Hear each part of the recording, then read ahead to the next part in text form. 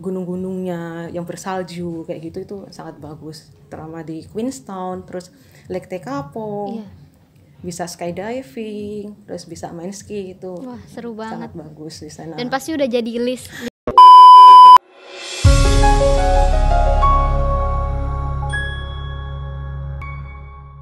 Nah, yang orang-orang tahu nih dan sahabat Hidayatuna tahu pasti New Zealand ini terkenal dengan pemandangannya, view-nya yang biasa dijadikan tempat untuk pembuatan film-film Hollywood nih. Nah, menurut kakak udah pasti udah ada beberapa tempat yang sudah didatangi dong. Iya.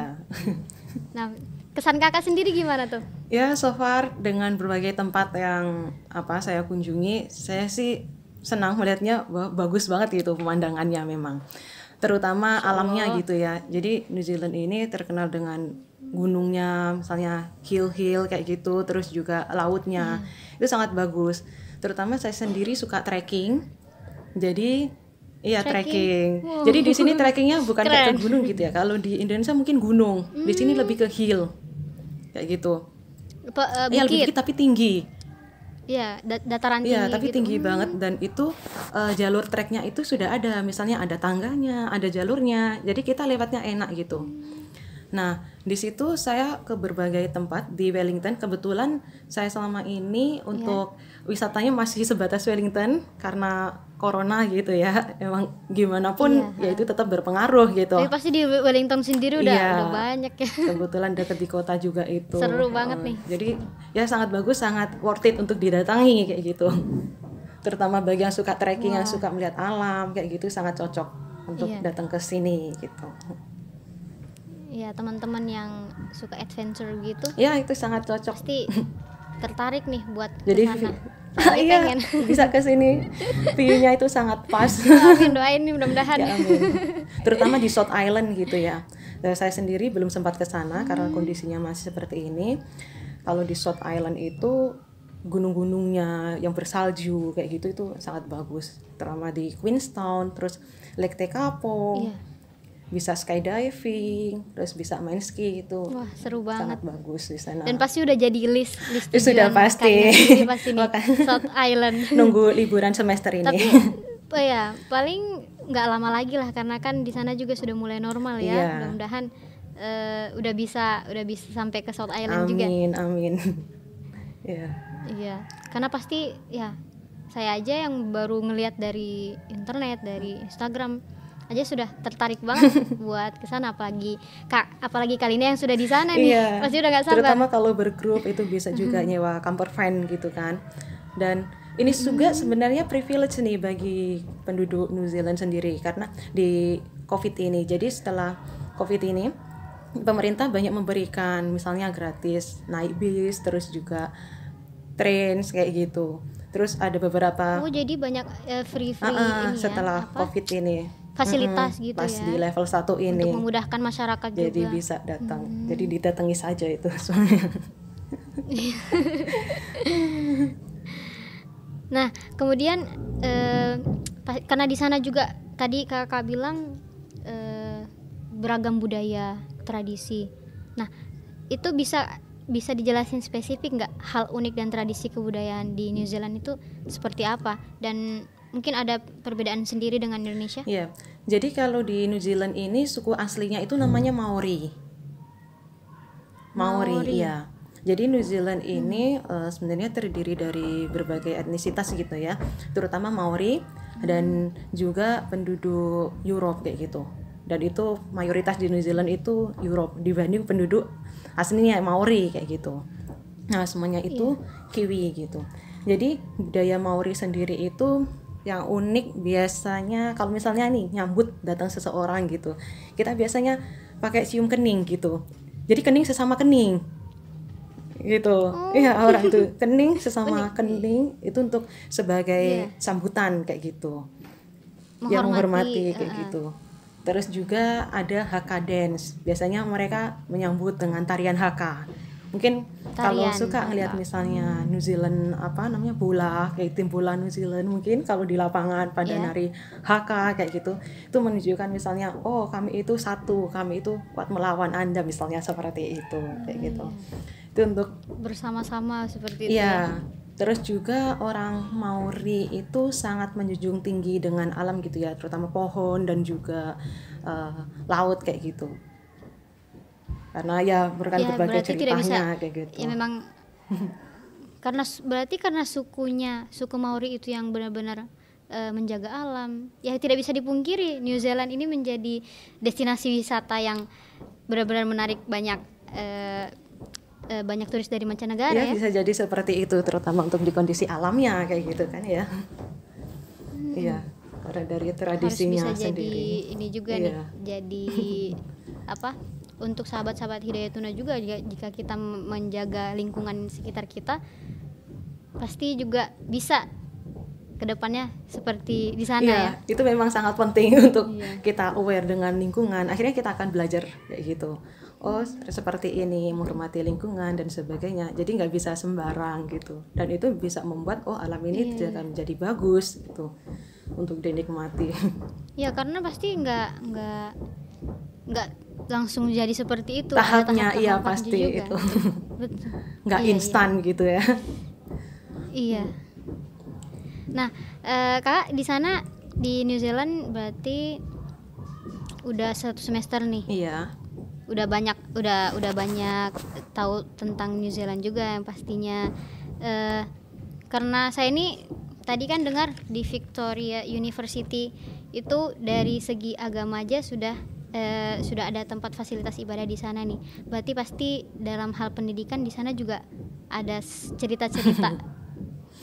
Walaupun mungkin Karina baru beberapa bulan, tapi pasti sudah ada hal-hal yang kakak dapat di sana. Bisa dong sharing ke sahabat-sahabat Hidayatuna Iya. mengenai pendidikan dunia pendidikan di kampus kakak atau teman-teman kakak gitu. Jadi kalau untuk masalah pendidikan gitu ya, yang paling saya rasakan untuk membedakan gitu antara pendidikan di New Zealand sama di Indonesia itu mungkin adalah hubungan kami dengan dosen. Jadi dosen itu sangat welcome gitu. Jadi ya humble juga gitu. Misalnya kita mau diskusi apa atau apa, bahkan misalnya tentang tugas gitu. Misalnya memberikan assignment A kayak gitu. Kita nggak paham nih kayak assignmentnya itu disuruh apa. Dosen itu willing untuk memberikan waktunya sendiri untuk membahas assignment itu. Jadi gimana apa yang harus kamu lakukan atau yang apa. Jadi lebih terbuka. Jadi mahasiswa sendiri menjadi tidak sungkan ketika ada kesulitan atau apa, mereka mau membantu itu gitu.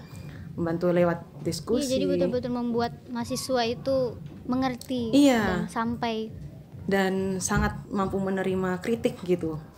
Kritik dari mahasiswa atau masukannya gitu. Sangat open. Itu yang paling saya rasakan. Jadi bagaimana ketika kita di kelas itu kita didorong, jadi didorong untuk apa ya, memberikan pengalaman dan sebagainya kayak gitu.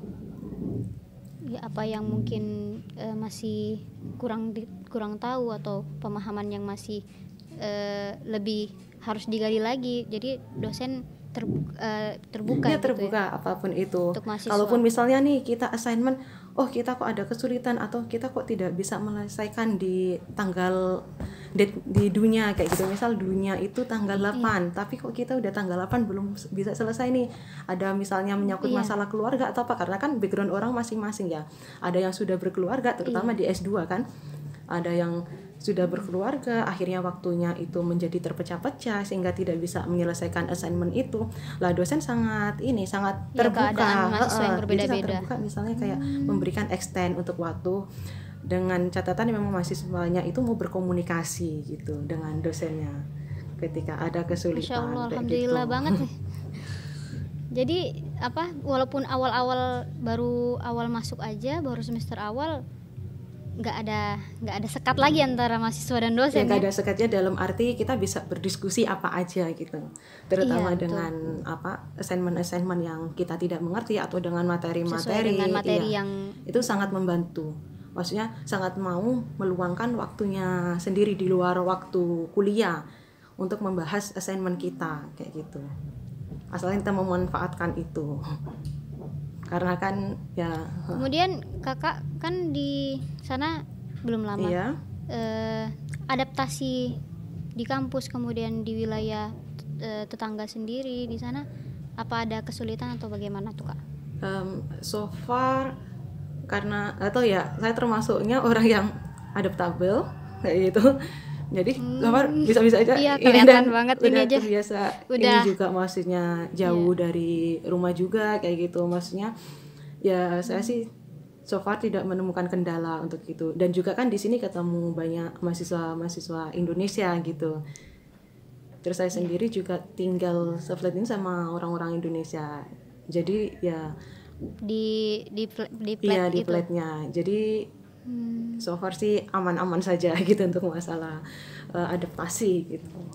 Adaptasinya. Iya. Terus juga Baik, kalau adaptasi aja sudah bisa mudah gitu, berarti dari segi sandang pangan papan pun juga insya Allah mudah ya di sana. nah, ini yang bikin susah ini soal makanan ini. Ternyata Iya. di biasa ada beberapa negara yang mungkin untuk beradaptasi di kampus itu sulit, tapi untuk menemukan makanan-makanan misalnya makanan khas Indonesia nih sepertinya mudah, tapi ternyata di New Zealand berbeda ya. Iya, ya sebenarnya ada juga gitu kan beberapa, tapi nggak banyak. Memang pilihannya itu sangat terbatas. Tapi yang sangat saya kangeni dengan Indonesia gitu, yang sangat kepikiran terus itu lebih ke makanan gitu kan. Iya. Jadi di sini itu emang mayoritasnya jarang makan nasi, emang kan ya, lebih ke kayak bread kayak gitu, fish and chips kayak gitu. Ya Roti, mungkin kalau roti sekali dua gandum. kali gitu enak gitu kan, tapi kalau keterusan gitu kadang masih Tapi kepikiran kalau apalagi nasi kita gitu Indonesia kan. ini nggak ada nasi nggak Ya, kenyang. terus kepikiran ayam geprek lagi gitu. Masya Allah, ayam geprek.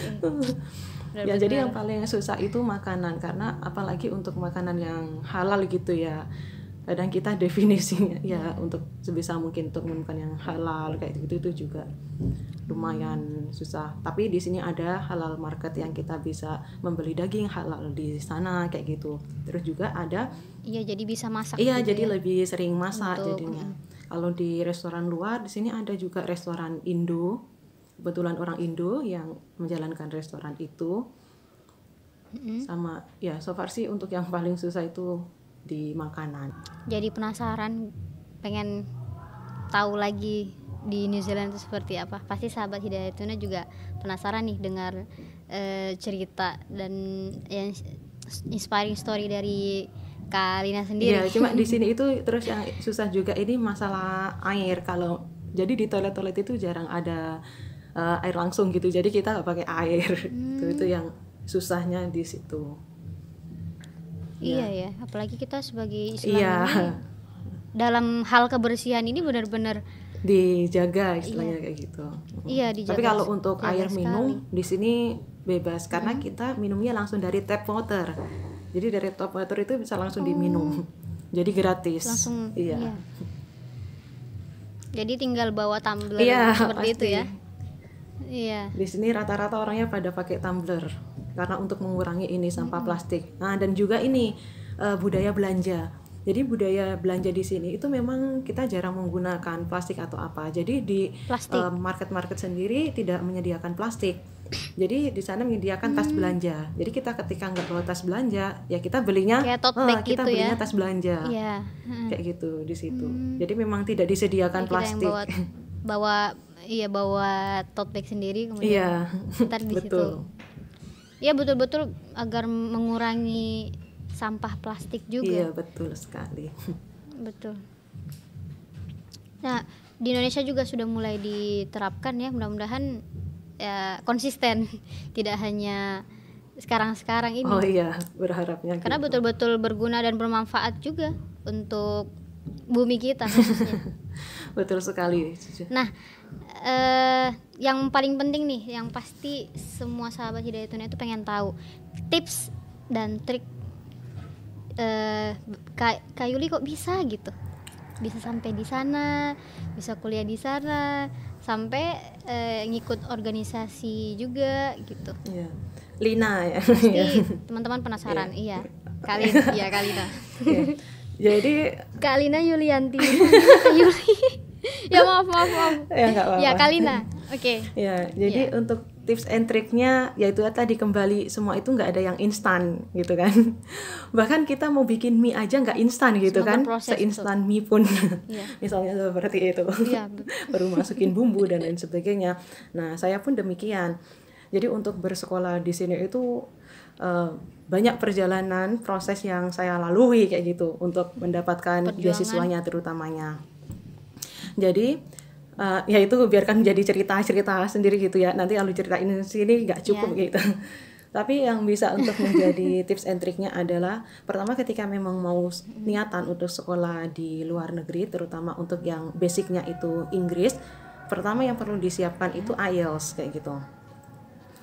Iya, language. Iya, ya, language-nya. basic Jadi language. IELTS itu memang harus disiapkan, bisa dengan ambil les atau bisa dengan apa namanya study by yourself, tapi dengan Ya, otodidak. apa namanya sources yang memang sources Terpercaya. ya terpercaya dan memang apa ya yang sesuai. Misalnya kalau IELTS itu lebih belajarnya dari Cambridge karena itu termasuk yang legal untuk mengeluarkan soal-soal IELTS kayak gitu. Karena beberapa universitas di luar negeri pasti IELTS itu Iya, itu sangat penting. Terutama untuk di negara yang memang basicnya itu pakai Inggris gitu. Kayak New Zealand ini kan basicnya bahasanya Inggris. Jadi yang kedua itu pahami untuk karakter beasiswanya. Jadi sebenarnya beasiswanya itu apa sih tujuannya, yang dipengeni itu apa kayak gitu. Karena masing-masing beasiswa itu memiliki karakter yang beda-beda. Misal kalau di New Zealand, oh dia itu fokusnya memang ada ini nih, sama Indonesia itu pengennya seperti ini, bla bla bla kayak gitu. Misal ada beberapa sektor yang pengen dikembangkan, entah itu dari sektor pemerintahan atau dari sektor agriculture, terus dari sektor teknologi kayak gitu. Kita harus memahami apa yang mau diminta, sehingga itu bisa menjadikan menjadi bahan kita untuk menuliskannya dalam esai. Iya, seperti itu ya. Jadi harus jadi titik fokus sesuai dengan tujuan kita itu sebenarnya di misalnya jurusan ini atau bidang ini, fokus ke sana. Iya, sama dilihat karakternya itu tadi.